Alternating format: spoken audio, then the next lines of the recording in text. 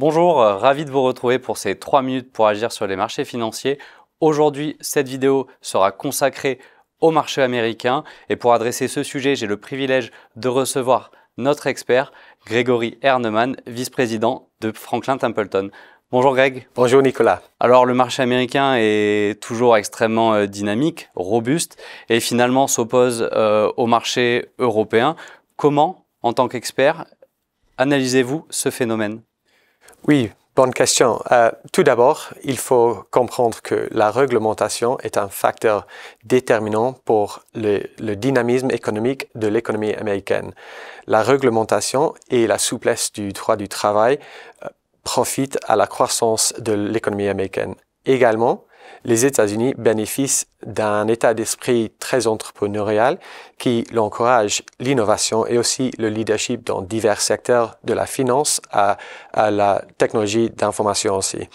Deuxièmement, la baisse des impositions sur les sociétés et l'allègement de la réglementation profitent à la croissance des entreprises américaines. Ce qu'on a vu aussi, c'est les dépenses de consommateurs américains qui contribuent 2/3 du PIB ont permis de résister à la hausse rapide des taux d'intérêt grâce au taux hypothécaire fixe à 30 ans. On trouve aussi que le marché du travail aux États-Unis est toujours solide, avec un taux de chômage de 4,1% et des salaires supérieurs à l'inflation.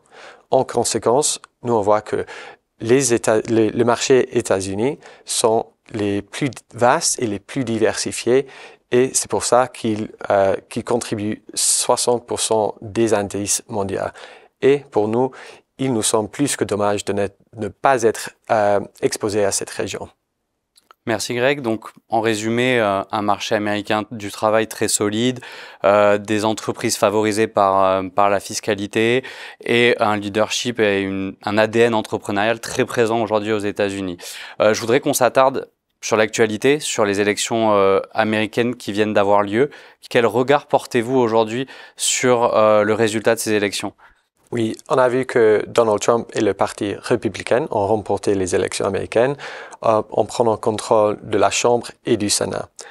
Un deuxième présidence de Trump est vu comme un positif pour les actions en raison de l'annonce de baisse des impositions et sur la déréglementation, qui devrait être une positive pour les bénéfices des actions en 2025.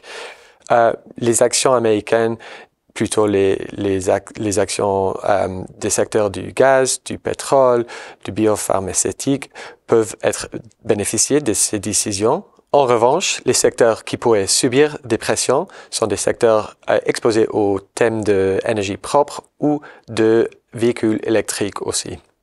Très bien, merci. Donc finalement, ça va beaucoup plus favoriser les États-Unis que l'Europe. Oui.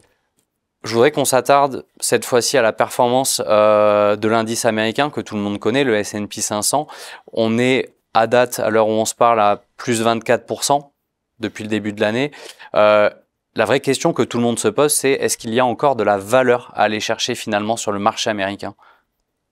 Oui, alors que le cycle de la baisse des taux a commencé aux États-Unis, on voit que l'économie américaine se dirige vers un atterrissage en douceur, ce qui présente des opportunités pour en profiter dans les actions américaines. On a vu au cours des 2 dernières années un niveau de concentration historiquement élevé dans l'indice de référence SP500. On a vu que les 10 premiers noms de l'indice se dirigent à 36% de l'indice et 55% de rendement depuis le début de l'année. En 2025, ce qu'on voit, c'est que les bénéfices de cette magnifique va ralentir et que le reste de SP500 et le Russell 2000 va rattraper leur retard, ce qui va offrir des opportunités pour les actions américaines. Merci Greg. Donc finalement, si je résume, il y a une forte concentration de la performance qui finalement a été faite sur ces 7 magnifiques que l'on connaît tous et que finalement les autres actions, les autres valeurs aujourd'hui n'en ont pas bénéficié, n'ont pas trop performé. Et donc ce que vous dites, c'est qu'il y a énormément de performance à aller chercher finalement sur ce pan de l'économie américaine qui n'a pas aujourd'hui été sourcé. Oui, c'est ça.